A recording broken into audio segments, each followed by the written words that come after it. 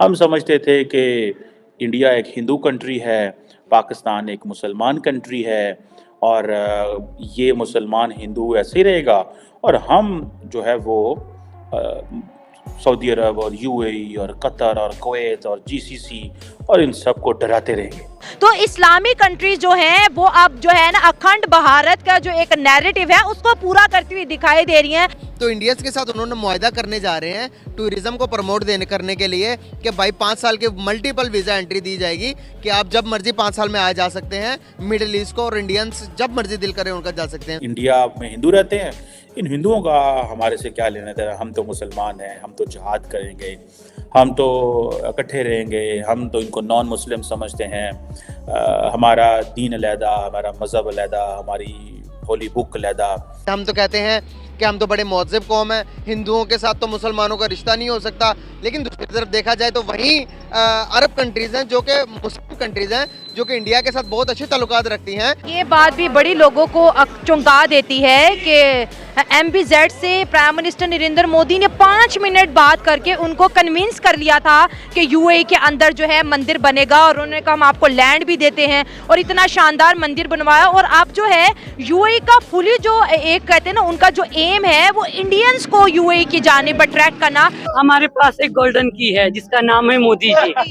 मोदी है तो मुमकिन है। आज अगर इंडिया को 5 साल का मल्टीपल वीज़ा दिया जा रहा है इंडियंस को, तो ये नरेंद्र मोदी की जो एक पॉलिटिकल विजन है, प्लस उन्होंने इंडिया को इतना रेलिवेंट प्लेयर बना दिया है कि the Saudis have no choice but to offer such kind of things। और हम चाहते हैं कि पाकिस्तानी भाइयों भी ऐसे ही रहे, मिलजुल करो, क्या है जे पूरा करती हुई दिखाई दे रही हैं।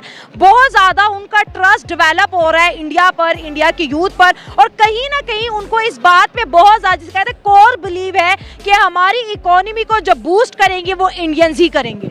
I being a Pakistani, firstly I would really appreciate Indian our neighbors। उसकी वजह क्या है? मेहनती लोग हैं। अच्छा, मेहनती लोग हैं, उसके बाद डेडिकेटेड हैं, प्रोफेशनल हैं, कमिटमेंट के ऊपर रहते हैं।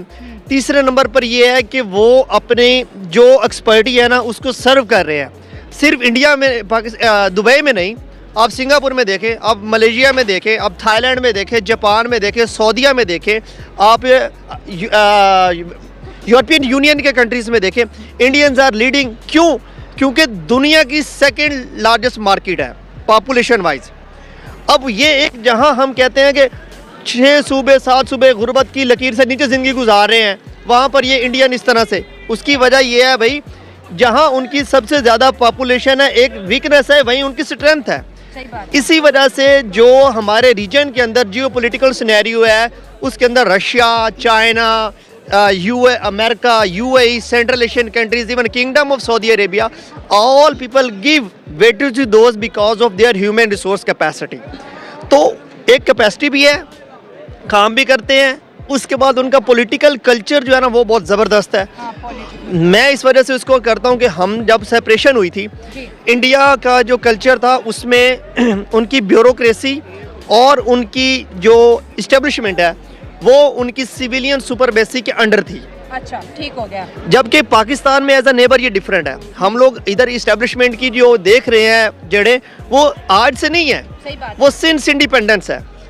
तो ये कल्चर जो है ना वो परमानेंट रहता है, किसी भी फॉर्म में वो कल्चर हर दौर में परमानेंट होता है, लेकिन वो इवॉल्व हो जाता है, उसकी शक्ल चेंज हो जाती है।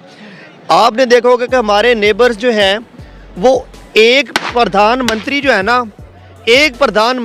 ना वो 5-5, 3-3 मिनिमम उनके जर्नल चेंज करता है। प्राइम मिनिस्टर नरेंद्र मोदी ने 4-5 आर्मी चीफ चेंज किए हैं। एग्जैक्टली, पावर देखें, this is not the power, this is the democratic process where every institution has their own rights and duties and they knows their limitation and jurisdictions। Law itself किताबों में पढ़ा हुआ है, उसकी जब तक इम्प्लीमेंटेशन नहीं है वो लॉ कुछ नहीं है। सर ये बात भी बड़ी लोगों को चौंका देती है कि MBZ से प्राइम मिनिस्टर नरेंद्र मोदी ने 5 मिनट बात करके उनको कन्विंस कर लिया था कि UAE के अंदर जो है मंदिर बनेगा, और उन्होंने कहा हम आपको लैंड भी देते हैं, और इतना शानदार मंदिर बनवाया। और अब जो है UAE का फुली जो एक कहते हैं ना उनका जो एम है वो इंडियंस को UAE की जानिब अट्रैक्ट करना, वो टूरिज्म के पॉइंट ऑफ व्यू से हो, वो बिजनेस के पॉइंट ऑफ व्यू से हो। और इस वक्त पूरे UAE में अगर कोई राज करते दिखाई दे रहे हैं तो वो इंडियंस ही हैं। मैडम देखें, मेरी बात सुने, हम लोग, हमारा एज अ नेशन यही मसला है, हम लोग किसी भी चीज़ को ना रिलीजन से इतना जोड़ देते हैं कि हम लोग उसकी इमोशनली सेंटिमेंटल हो जाते हैं। भाई मंदिर पाकिस्तान में मंदिर नहीं है, पाकिस्तान में अकलीतें नहीं रहती। इस्लाम क्या कहता है? इस्लाम कहता है कि आपके मुल्क के अंदर अकलीतों के अपने राइट्स हैं, माइनॉरिटीज़ की अपनी सारी चीज़ें हैं, आपने एक ह्यूमन जो है ना होमोजेनिटी के साथ रहना है, ठीक है।